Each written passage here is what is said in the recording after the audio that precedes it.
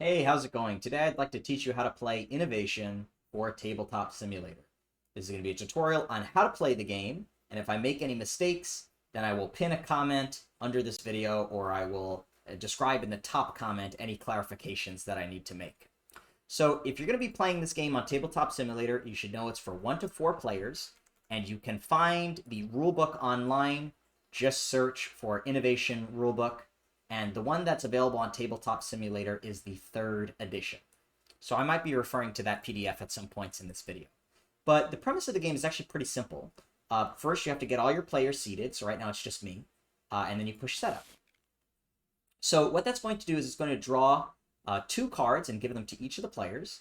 And then everybody around the table should just play one of those 2 cards to be the first card that you play.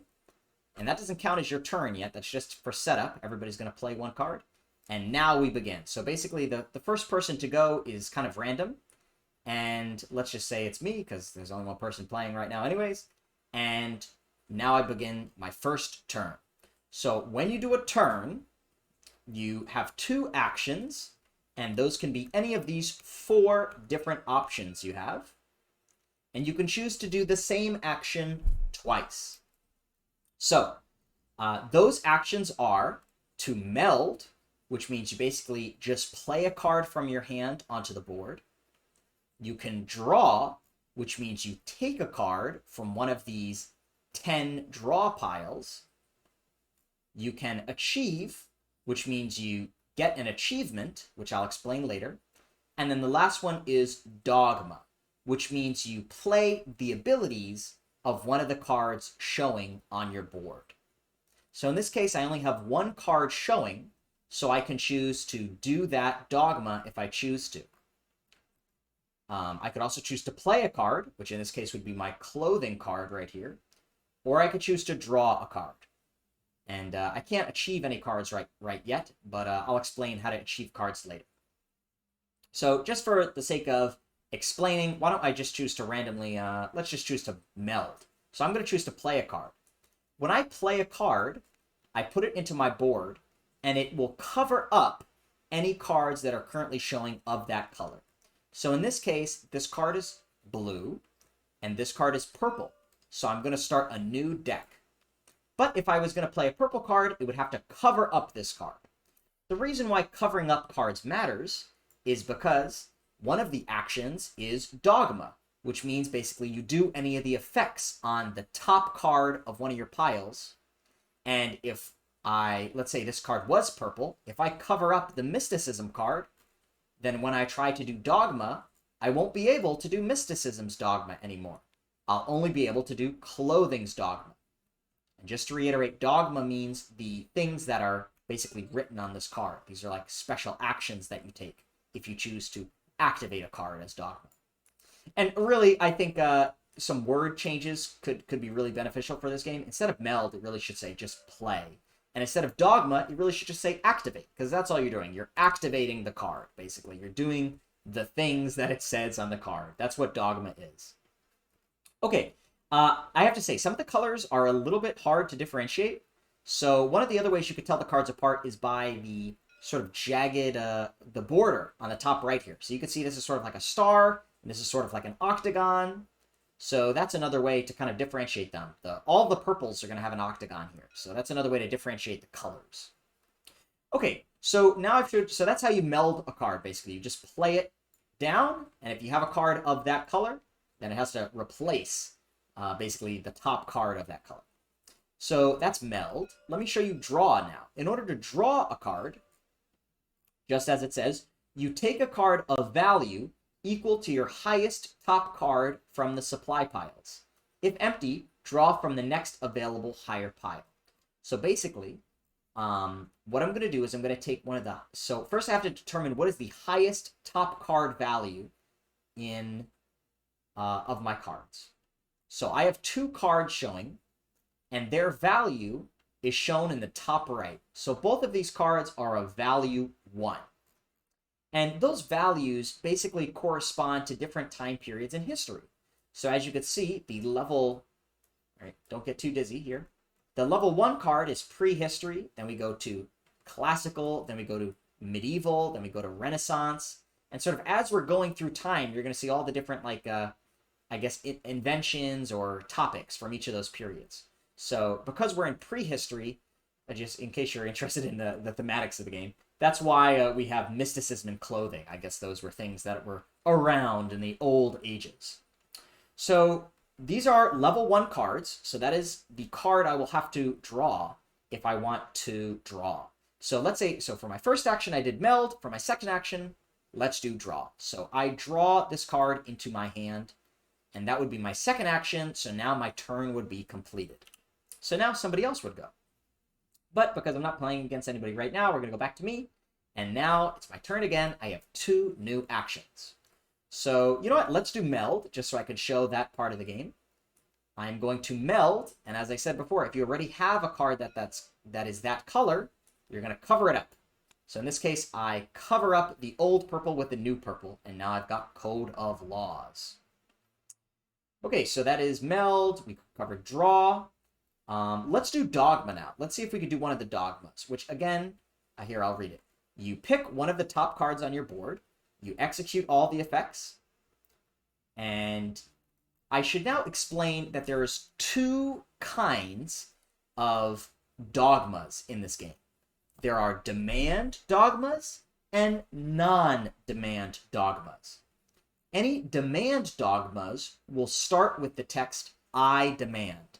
So I'm going to cheat a little bit and set up some more cards on my board, just so that I could start showing you some examples that will come into play later on in the game. So let's see if I can, here we go. So I'm going to get an I demand dogma to show you how that works. So this, see, it starts with I demand. This would be an example of an I demand dogma. And then these dogmas are non-demand, okay? Because they don't say I demand. So very simple.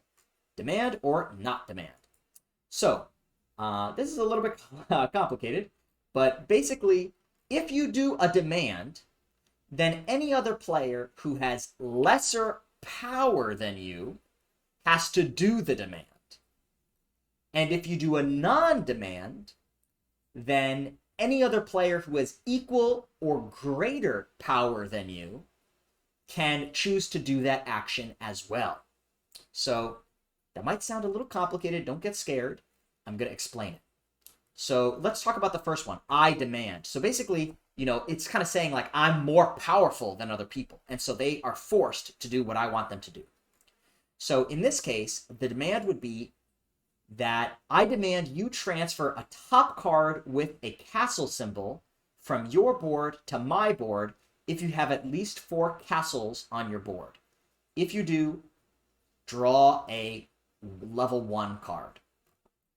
Okay, so what that's basically saying is, let's say I'm versing this guy over here. Okay. Then he potentially will have to, what does he have to do? He has to transfer one of his top cards with a castle symbol to me.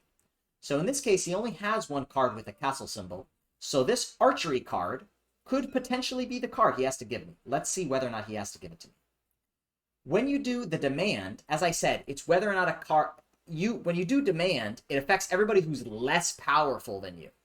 And the power is determined by the icon next to the demand. So in this case, this is a demand that is subject to the number of crowns you have, okay? Crown power is calculated based on how many of that icon are showing. So in this case right here, I have 1, 2, 3, 4 crown power. And Tabletop Simulator keeps track of that for you, which is very nice. As you can see here, it shows me that I have 4 crown power. So that means when I do a crown demand, it affects everybody who has 3 or less crown power. So this guy, he would only have 1 crown power. So this demand, he would have to do it.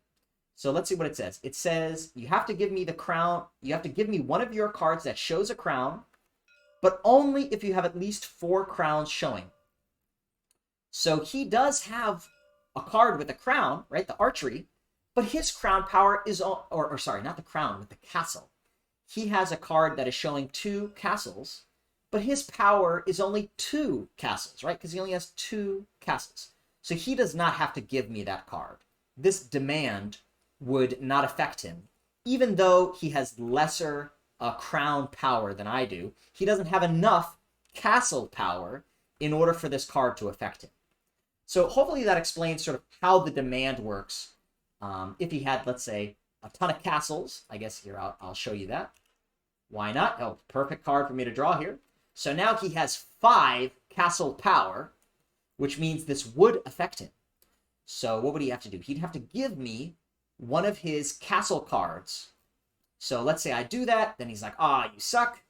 And let's say he chooses to give me this card. So it is a transfer, which means it would go into my hand. So I would now get the archery card. Okay, so that's basically how that works. That is demands. Now let's talk about non-demand dogma. So this would be an example of a demand. This would be an example of a dogma that is non-demand, because it doesn't say I demand. So instead of affecting everybody who has less power, this would basically affect everybody who has equal or more power. In this case, just like in the last situation, we had crown power being the determining factor. In this case, it's leaf power, or plant power, let's say. Go vegan.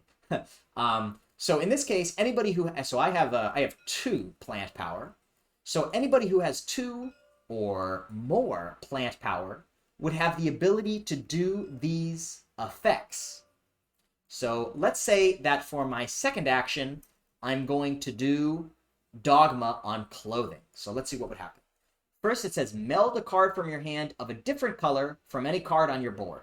So can I do that? Yes, I can, because I have a pink card here, and I don't have any pink cards showing, so I'm going to do that as the first Dogma. And now we would see whether or not this guy would be able to do that. So in order to do this, remember, he needs to have equal to or more plant power than me. He has 0 plant power, right? He doesn't have any leaf symbol showing. So basically, he's not going to be able to do any of this stuff, which is nice, because that means all of these awesome actions apply only to me, which is what you would prefer, because usually these help you. So I just did the first one, and now let's do the second one, which is draw and score a level 1 card for every color present on your board, not present on any opponent's board. Okay, cool. So here's my opponent, and he has a blue and a green card. I have a purple, green, yellow, and pink card. So that means I have purple, yellow, and pink, which are colors that he does not have. So since that is 3 in total, that means I get to draw and score a level 1 card 3 times. So it's about time that we talk about how to score, which is essentially going to be the objective of the game. So scoring cards, I'm going to draw and score 3 level 1 cards. Okay, so when you score a card, you basically take it, and then you put it over here on the left of your little rule sheet here. And when you score a card, you take that level of the card, which in this case is 1, and you add it to your score. So now I have 1 point, and I'm going to do this a total of 3 times, which brings me up to 3 points. So as the game goes on, these cards are going to get distributed to the other players. I'm going to pretend for now that these cards got distributed or put in someone's hand. For whatever reason, they're gone. And I want to talk to you about what happens when you run out of one of these piles. When you run out of a pile, then whenever you would have to draw a card of that level, you instead draw the next level that you can. So if, for example, I had to do this Dogma now, well, then I wouldn't be able to score any level 1 cards, because there's none here, right? So instead, I would draw and score 3 2 cards. Okay, so basically, you just take the next level up, the next level that you can. Now, that'd be great for me, right? Because as I score these cards, these level 2s are each worth 2 points instead of 1. So now I would go up by 6 for a total of 9. So this is a really great way that the game scales sort of progressively over time. You're gaining more and more points, and sort of even though this card was played in sort of level 1, it still could be useful, because even if like all of the level 2, 3, and 4 cards are gone, and I played that card, well, now I'd be getting level 5s, right? And so instead of 6, I would get like 15 points for 3 of these. And so that's sort of how it scales over time, which is really nice. And eventually people are getting more and more points. So that is how you do Meld, Draw, and Dogma. Now it's time for me to explain the fourth and final action, which is Achieve. This is how you win the game, okay, by doing achievements. So the number of achievements that you need in order to win the game varies based on how many people you're playing against. So let me pull that up in the rulebook. It's explained right here. So for a 2-player game, you need to get 6 achievements to win. For 3 players, you need 5. For 4, you need 4. Okay. So basically, let's say I'm playing right now against this guy. So it's a 2-player game, so I need 6 achievements to win. Let's talk a little bit about what those achievements are and how to get them. In Tabletop Sim... Okay, well, first of all, in this game, there are 2 kinds of achievements. There are standard achievements and special achievements. The standard achievements are basically one of each of the different tiers of cards, right? So this is just like a normal card right here. But instead of using this side of the card, we use this side. And we are never going to use this side of the achievement card. So basically those 9 cards form the standard achievement deck. Okay, there's 1 of each, so there's 9 standard achievements. And then the special achievements are sort of these unique 5 cards that come with the game, and we'll talk about them later because they're a little special. Okay, so these are the standard achievements, these are the special achievements. In order to get an achievement, remember that is the purpose of the game, I need 6 and I win. What you need to do is you need to satisfy 2 criteria, which are outlined in the rulebook. Let me get over there in the rulebook. So here's where it explains how the achievements work. Okay, you need to do 2 conditions, which I will explain now. The first condition that you need is you need to have at least 1 card that is a tier or higher equal to the tier that you're trying to achieve. So that's a little bit complicated. Let me explain it. This is a level 1 achievement. So in order to achieve the level 1 achievement, I need to have at least 1 card on my board that is level 1 or higher. So all of my cards right now are level 1. So that would satisfy this criterion. However, for example, if I was trying to get the level 2 achievement, well, I wouldn't be able to get it just yet because I don't have any level 2 cards that are showing. Okay, so that is the first criterion. You need to have at least 1 card equal to the level. The second criterion is that you need to have a number of score equal to that tier number times 5 or greater. So basically you need to have at least a score equal to that tier number. And in this case, the tier number is 1. So you would do 1 times 5, which is equal to 5. So that means in order to achieve this guy, I need to have at least 5 points. And I do. I currently have 9 points. So to recap, the requirements for this card are you need to have at least 1 level 1, and you need to have at least 5 points, and I do. So that means on my turn, I could take the Achieve action, which basically would mean I just say, hey, I satisfied both criterion, I take this card, and I just put it somewhere near my board. Or I put it right here. Bam, achieved. So that counts as 1 of my 6 achievements to win the game. Let's talk about the level 2 achievements. In order to get this level 2 achievement, I would need to have at least 1 of my cards be level 2. Currently, none of them are level 2. And then I would need to have at least 2 times 5 points. I currently have 9 points, so I don't have enough. So I don't satisfy either of the criterion.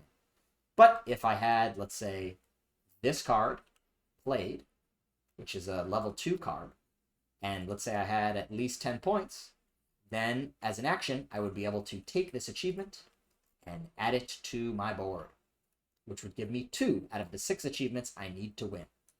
Okay, so that's how you satisfy standard achievements. Let's talk now about the special achievements.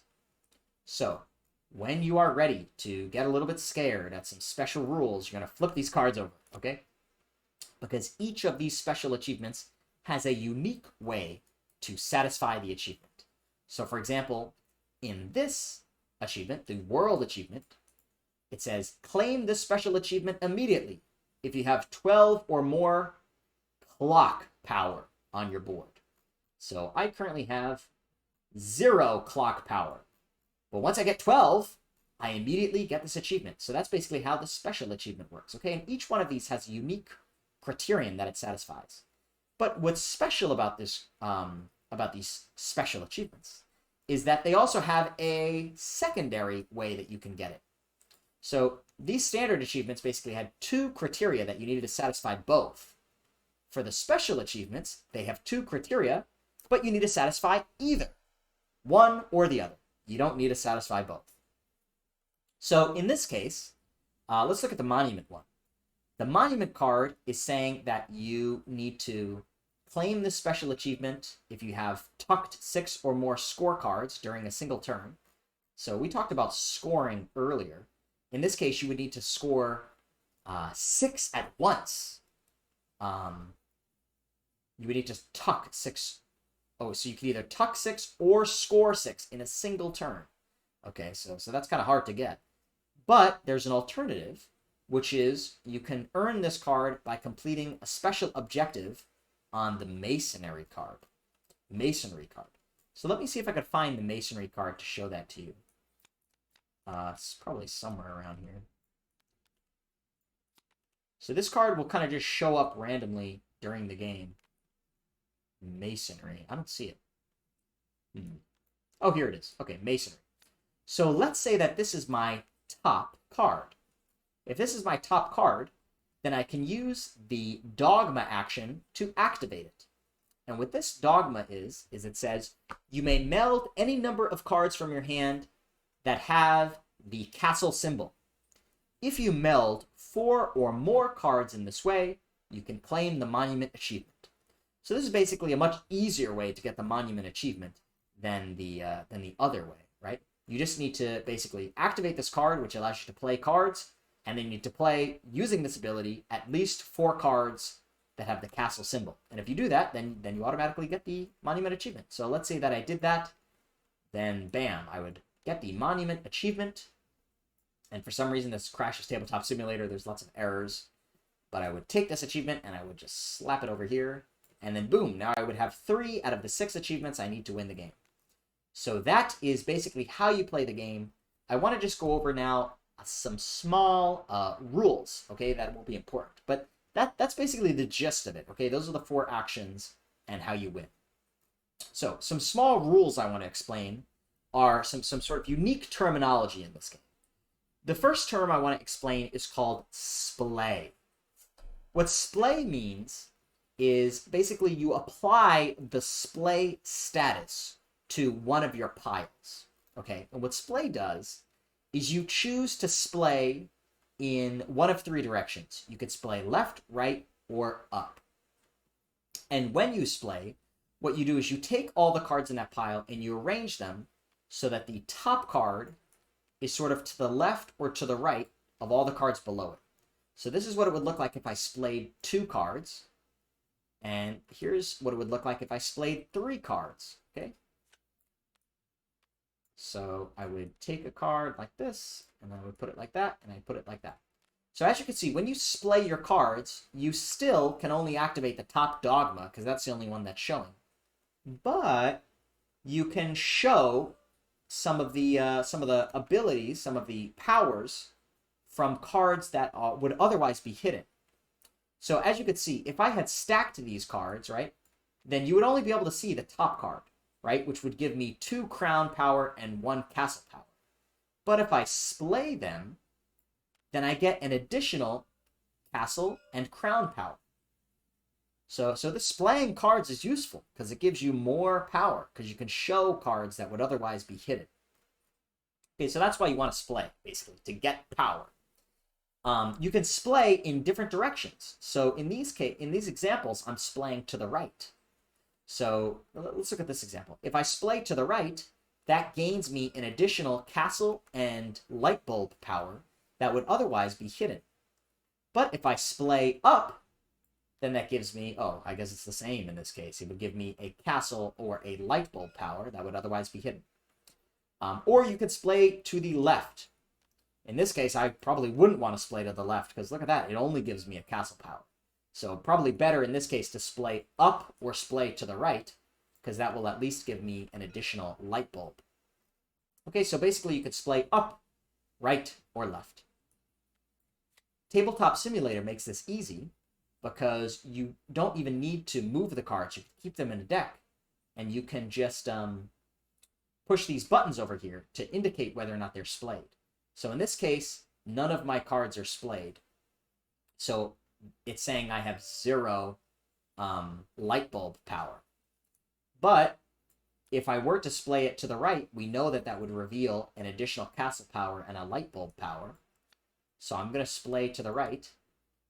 And, oh, sorry, I splayed purple to the right. My bad. This pink card is considered red. So I need to splay to the right for red. And as you can see, that shows now that I have the light bulb power. And this number must have went up as well to show that I have the additional castle power. Now, as we were talking about before, splaying to the right wouldn't be a good idea because it wouldn't give me the light bulb power. So let's see what that would look like. Or sorry, splaying to the left wouldn't be good because that would hide the light bulb here. So let me show you that. If I splay to the left, it gives me 0 light bulb power. Right? So that's what splaying means. A little bit complicated. I haven't seen that in another game, but that's how that works. And I think it's actually a really fun concept. So that is splaying. The other thing that might be useful to know is there's other keywords here. So all the keywords are explained in the rulebook. I don't think I need to go over all of them. Some other ones you might want to know are return. So when you return a card, basically you just put it back. So if I were to return this card, I would put it back into the level 1 pile. And that's kind of interesting, right? Because normally if you draw cards, you draw from basically the next highest pile. So if somebody was to try to draw a level 1 now, they would actually get a level 5. But by returning this card, it forces them to get level 1s before they can get a level 5, because that pile now becomes filled again. So it's kind of an interesting strategy. You might want to return cards at some points in the game to force players to draw lower tier cards than they would otherwise have the ability to do. So that is what return means. And then the last thing I want to explain is tuck. And when you tuck a card, that means you add it to an existing pile. So, yeah, this is a bad example. Let me take a purple, okay? If I tuck this purple card, what that means is that I add it to the bottom of this pile. If that pile was splayed, then it will be splayed. If that pile, let's say, looked like this, and it was not splayed, then when I add this card, by tucking it, it's going to go to the bottom, and it's going to remain unsplayed. So basically, all of your decks, all of your piles, let's say, have a splayed or not splayed status. And when you meld a card, which means put it on top, or you tuck a card, which means you put it on the bottom, that does not affect whether or not it is splayed or not. And if at any point in time you had a splayed pile, but then for whatever reason the pile goes away, you no longer have any cards of that pile, well then the splayed status is reset to not splayed. Okay, so that is basically everything you need to know in order to play this game. I really enjoyed it. I think it's a fun game. And if you are on Tabletop Simulator, then you might want to check out the Innovation and All Expansions module. And what that does is it gives you the expansion. So what's cool about the expansions is they give you some other ways to win, and they're also themed. So I thought this one was pretty fun. So each of these different columns over here are the different expansions. And what this one is the figures expansion. So these are like famous people in history. So if you take somebody from the information age, this would be somebody from sort of modern day, such as Alex Trebek, right? He does the Jeopardy TV show. Or you can do somebody from olden times, which would be Huang Di. I've never heard of that guy. Or Imhotep. I've definitely heard of that guy. So that's like I think that's a Imhotep. I think that's an Egyptian pharaoh, right? Who's this? Al-Kindi. I've never heard of that guy. Saladin. Definitely heard of him. He was the Muslim ruler. Maybe it's called a caliphate. I'm not sure. During the Crusades. So that'd be pretty fun, right? I mean, as somebody who likes history, I would enjoy seeing these names pop up as I play the game. Okay, and they give you other ways to win as well. So there's like other effects that pop up here. And I haven't played with any of the expansions, so I don't know all the details there, but it seems like a really fun way to extend this game. So all in all, really fun game. Let me know if you do wind up playing it and what your thoughts are. And thanks for tuning in.